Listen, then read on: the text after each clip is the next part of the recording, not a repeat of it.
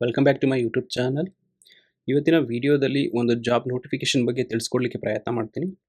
ಈ job notification ಬಂದು CSIR national aerospace laboratories ಅನ್ನೋ ಕಂಪ್ನಿ ಬಂದು ಅನೌನ್ಸ್ ಮಾಡಿರುತ್ತೆ. ಈ ಕಂಪನಿ ಬಂದು ಗವರ್ನಮೆಂಟ್ ಎಂಟಿಟಿ ಆಗಿರುತ್ತೆ. ಈ ಕಂಪನಿ ಬಂದು ಬ್ಯಾಂಗ್ಳೂರಲ್ಲೇ ಇರುತ್ತೆ. ಅಡ್ರೆಸ್ ಬಂದು HAL airport road, Kodihalli, Bangalore.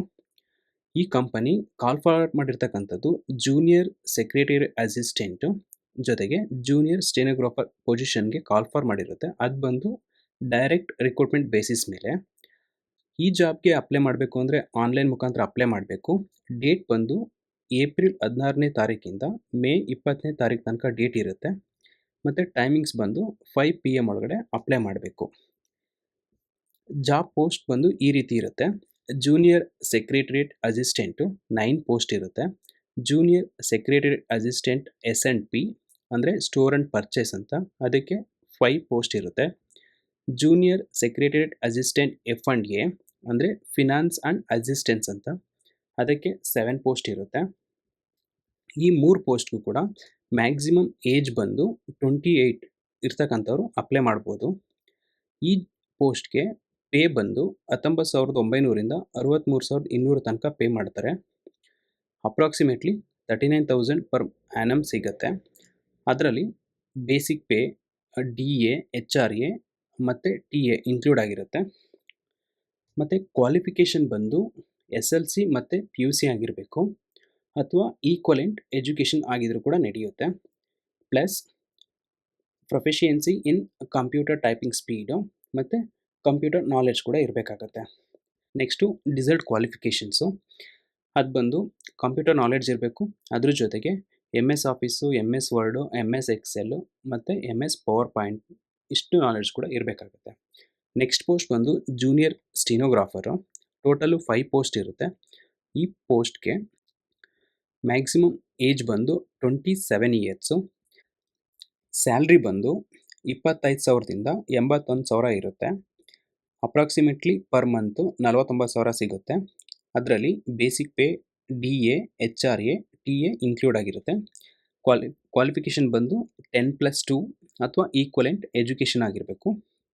ಮತ್ತು ಡಿಸರ್ಟ್ ಕ್ವಾಲಿಫಿಕೇಷನ್ ಬಂದು ಸೇಮ್ ಇರುತ್ತೆ.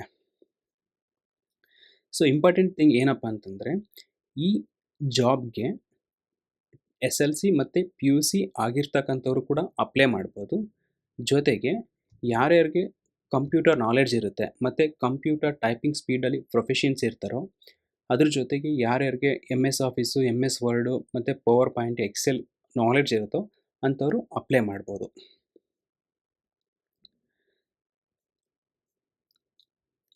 ಸೊ ಇನ್ನೊಂದು ಇಂಪಾರ್ಟೆಂಟ್ ಏನಂತಂದರೆ, ಈ ಜಾಬ್ಗೆ ಪ್ರೊಬೇಷನ್ ಪೀರಿಯಡ್ ಬಂದು 2 ಇಯರ್ಸ್ ಇರುತ್ತೆ.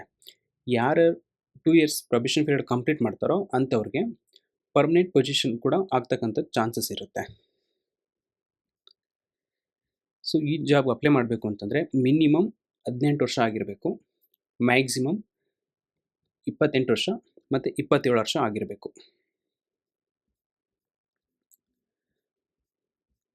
ಮತ್ತು ಕೆಲವೊಂದು ಏಜ್ ಲಿಮಿಟ್ ಮತ್ತು ರಿಲ್ಯಾಕ್ಸೇಷನ್ಸ್ ಇರುತ್ತೆ. ಇನ್ ಕೇಸ್ ಅಪ್ಲೈ ಮಾಡ್ತಕ್ಕಂಥ ಕ್ಯಾಂಡಿಡೇಟ್ ಏನಾದರೂ ರಿಸರ್ವೇಷನ್ ಕೆಳಗಡೆ ಅಪ್ಲೈ ಮಾಡೋದಾದರೆ ಈ ಕೆಳಕಂಡಂತೆ ರಿಲ್ಯಾಕ್ಸೇಷನ್ಸ್ ಇರುತ್ತೆ. ನೆಕ್ಸ್ಟ್ ಬಂದು mode of selection. Junior secretariat assistant ಪೋಸ್ಟ್ಗೆ ಅನೆಕ್ಸಿರಿಸ್ ಎನಲ್ಲಿ ಡಿಫೈನ್ ಮಾಡ್ದಂಗೆ ರಿಟರ್ನ್ ಎಕ್ಸಾಮಿನೇಷನ್ನು ಮತ್ತು ಫಾಲೋಡ್ ಬೈ ಅದರ್ ಟೆಸ್ಟು ಅಷ್ಟನ್ನು ಫಾಲೋ ಮಾಡಬೇಕಾಗುತ್ತೆ.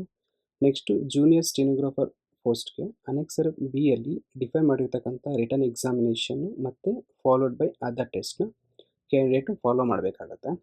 ನೆಕ್ಸ್ಟ್ ಬಂದು ಹೌ ಟು ಅಪ್ಲೈ ಮಾಡಬೇಕು ಅಂತಂದರೆ ಕ್ಯಾಂಡಿಡೇಟು ಈ ವೆಬ್ಸೈಟ್ಗೆ ಹೋಗಿ ಅಪ್ಲೈ ಮಾಡಬೇಕಾಗತ್ತೆ. ಸೊ ಇಲ್ಲಿ ಒಂದು ಪ್ರೊಸೀಜರ್ನು ಕೂಡ ಕೊಟ್ಟಿದ್ದಾರೆ. ಅಪ್ಲೈ ಮಾಡಬೇಕಾದ್ರೆ ಫೀಸ್ನ ನೀವು ಅಪ್ಲೈ ಮಾಡಲಿಕ್ಕೆ ಕೆಲವೊಂದು ಇನ್ಸ್ಟ್ರಕ್ಷನ್ ಕೂಡ ಕೊಟ್ಟಿದ್ದಾರೆ. ಅಪ್ಲೈ ಮಾಡೋ ಟೈಮಲ್ಲಿ ಈ ಇನ್ಸ್ಟ್ರಕ್ಷನ್ನ ಫಾಲೋ ಮಾಡಿ ಫೀಸ್ನ ಪೇ ಮಾಡಬೇಕಾಗತ್ತೆ. Application fees. So application fees ಬಂದು 500 ರುಪೀಸ್ ಇರುತ್ತೆ. ಇನ್ ಕೇಸ್ ಕ್ಯಾಂಡಿಡೇಟು ಮಲ್ಟಿಪಲ್ ಪೋಸ್ಟ್ಗೆ ಅಪ್ಲೈ ಮಾಡಬೇಕು ಅಂತಂದರೆ ಸಪ್ರೇಟ್ ಫೀಸ್ನ ಪೇ ಮಾಡಿ ಅಪ್ಲೈ ಮಾಡಬೇಕಾಗತ್ತೆ.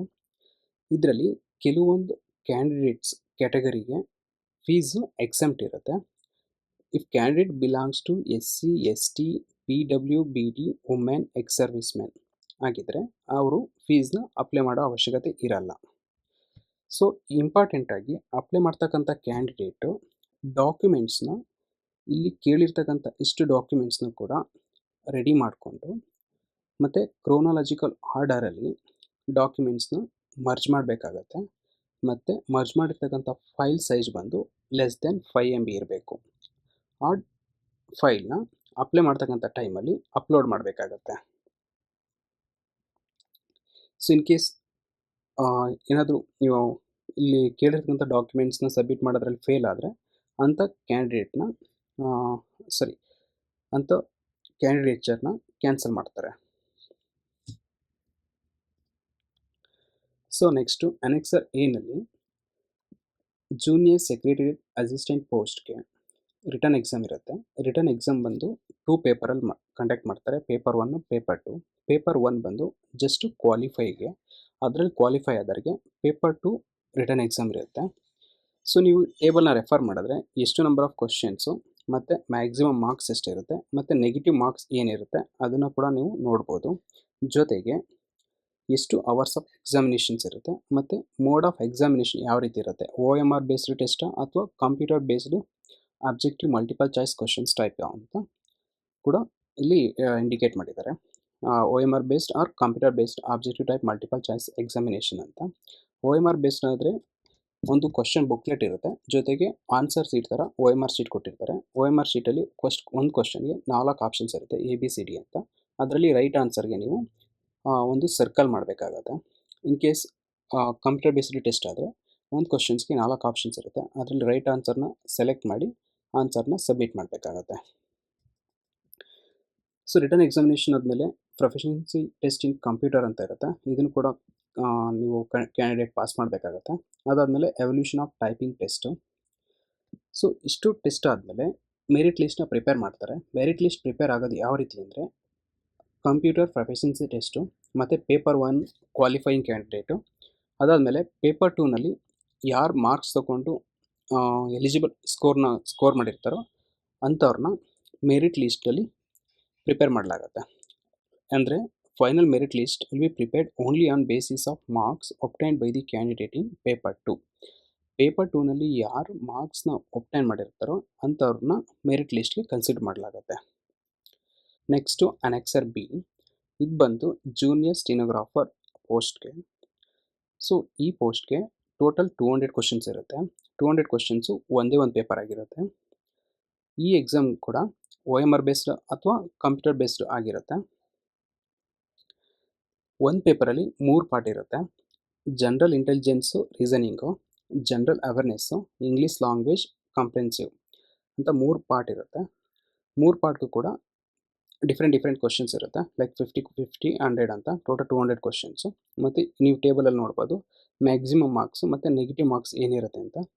ರಿಟರ್ನ್ ಎಕ್ಸಾಮ್ ಆದಮೇಲೆ ಪ್ರೊಫೆಷನ್ಸಿ ಟೆಸ್ಟ್ ಇನ್ ಸ್ಟೆನೋಗ್ರಫಿ ಅಂತಿರುತ್ತೆ, ಇದು ಕೂಡ ಇಂಗ್ಲೀಷ್ ಹಿಂದಿನಲ್ಲಿರುತ್ತೆ. ಸೊ ಇದಾದಮೇಲೆ ಒಂದು ಮೆರಿಟ್ ಲಿಸ್ಟ್ನ ಪ್ರಿಪೇರ್ ಮಾಡ್ತಾರೆ. ಮೆರಿಟ್ ಲಿಸ್ಟ್ ಬಂದು ಯಾವ ಬೇಸಿಸ್ ಮೇಲೆ ಅಂದರೆ ಪ್ರೊಫೆಷನ್ಸಿ ಟೆಸ್ಟ್ ಇನ್ ಸ್ಟೆನೋಗ್ರಫಿ ಮತ್ತು final merit list will be prepared ಅಂತೆ on the basis of the performance of the candidate in the competitive written examination. So merit list will only comprise those who have qualified the proficiency test in stenography ಅಂತ ಹೇಳ್ತಿದ್ದಾರೆ. So ಈ ಪೋಸ್ಟ್ಗೆ apply ಮಾಡ್ತಕ್ಕಂಥ candidate SLC ಆಗಿರಬೇಕು, ಜೊತೆಗೆ PUC ಆಗಿರಬೇಕು, ಅಥವಾ equivalent education like diploma ಆಗಿರ್ಬೋದು. ಅದ್ರ ಜೊತೆಗೆ ನಿಮಗೆ ಕಂಪ್ಯೂಟರ್ ಪ್ರೊಫೆಷನ್ಸಿ ಇನ್ ಟೈಪಿಂಗು ಅಥವಾ ಸ್ಟೆನೋಗ್ರಫಿನಲ್ಲಿ ನಿಮಗೆ ಪ್ರೊಫೆಷನ್ಸಿ ಇರಬೇಕು. Plus MS office, MS Excel, MS PowerPoint, MS Word ಇಷ್ಟು ಕೂಡ ನಾಲೆಡ್ಜ್ ಇರಬೇಕು. ಸೊ ನೀವೇನಾದರೂ ಇಷ್ಟು ಸ್ಕಿಲ್ಸ್ ಇದ್ದು ಮತ್ತು PUC ಆಗಿದ್ದು ಅಥವಾ ಈಕ್ವಲೆಂಟ್ 10+2 ಎಜುಕೇಷನ್ ಆಗಿದ್ದರೆ ತಡ ಮಾಡದೆ ಲಾಸ್ಟ್ ಡೇಟ್ಗೂ ಮುಂಚೆ ಅಪ್ಲೈ ಮಾಡಿ, ಹಾಗೂ ಅವ್ರು ಕೊಟ್ಟಿರ್ತಕ್ಕಂಥ ಎಕ್ಸಾಮಿನೇಷನ್ಸ್ ಏನಿದೆ ಅದಕ್ಕೆ ಪ್ರಿಪೇರ್ ಆಗಿ ಮತ್ತು ಎಕ್ಸಾಮ್ ಬರೀರಿ. ಸೊ ಇದ್ರ ಜೊತೆಗೆ ಕೆಲವೊಂದು ಸರ್ಟಿಫಿಕೇಟ್ ಫಾರ್ಮ್ ಇರುತ್ತೆ. In case candidate in case candidate ಏನಾದರೂ ರಿಸರ್ವೇಷನ್ ಕೆಳಗಡೆ ಅಪ್ಲೈ ಮಾಡೋದಾದರೆ ಒ ಬಿ ಸಿ ಸರ್ಟಿಫಿಕೇಟ್ ಇರುತ್ತೆ, S C S T certificate ಇರುತ್ತೆ, ಎಕ್ಸ್ ಸರ್ವಿಸ್ಮೆನ್ ಸರ್ಟಿಫಿಕೇಟ್ ಇರುತ್ತೆ. ಆ ರಿಸರ್ವೇಷನ್ ಕೆಳಗಡೆ ಅಪ್ಲೈ ಮಾಡ್ತಕ್ಕಂಥವ್ರು ಆ ಸರ್ಟಿಫಿಕೇಟ್ನ ಡೌನ್ಲೋಡ್ ಮಾಡಿಕೊಂಡು ಫಾರ್ಮ್ನ ಫಿಲ್ ಮಾಡಿ ಅಪ್ಲೈ ಮಾಡ್ತಕ್ಕಂಥ ಟೈಮಲ್ಲಿ ಆ ಫಾರ್ಮ್ನು ಕೂಡ ನೀವು ಸಬ್ಮಿಟ್ ಮಾಡಬೇಕಾಗತ್ತೆ. ಸೊ ಇದಿಷ್ಟು ನೋಟಿಫಿಕೇಷನ್ಸ್ ಆಗಿರುತ್ತೆ. ಸೊ ಲಾಸ್ಟ್ ಡೇಟ್ ಬಂದು ಮೇ 20th ಆಗಿರುತ್ತೆ.